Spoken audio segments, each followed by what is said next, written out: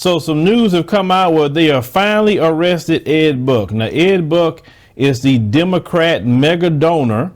They have given money to a lot of Democrats in California, including Hillary Clinton as well. And he would bring in homeless black men to his home, and he was injecting them with meth. He ended up killing 2 black men. And he got arrested after he tried to inject a 3rd man. They got away from him and called 911. But let's go ahead and roll the clip. Deputies in handcuffs.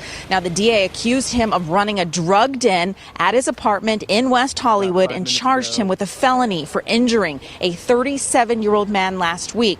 Buck is accused of injecting the man with meth, and then he overdosed, went to the hospital, but survived. The DA accused Buck of preying on young, drug-addicted men who are homeless, baiting them with drugs, money, shelter, and injecting them with the drug meth, then playing out his sexual fetishes with them.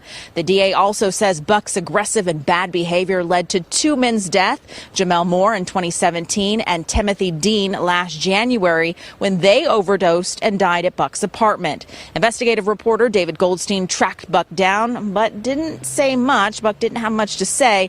Well, tonight, an attorney for Moore's family, one of the men who died, did speak to the media. What I see behind me, what we all see behind us, is a really exciting scene. Ed Buck has finally been arrested, almost a little bit more than 2 years after Jamel Moore was killed in this very apartment. I just got off the phone with Ms. Nixon, Jamel's mother, and she is elated. I also spoke with the siblings of Timothy Dean, and they too are extremely grateful and relieved.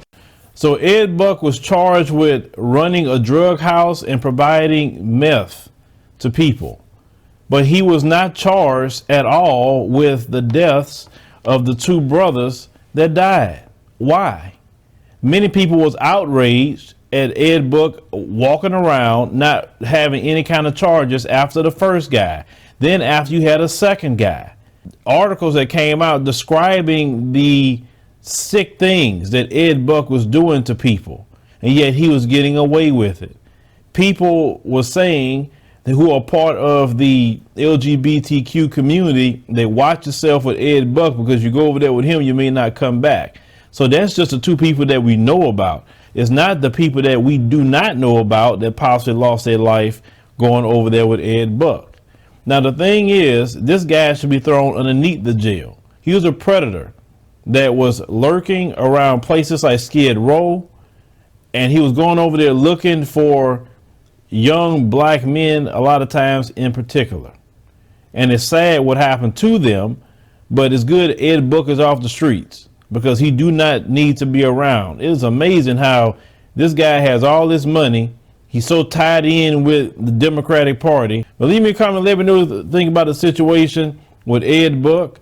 But this guy needs to not see the light of day at all. So they gave him a large bail, which he probably posts that bail, $400,000, usually 10%, unless they tell him they want full cash bail. But we'll see what's going to happen with Ed Buck, because he should have some murder charges put on him at this point.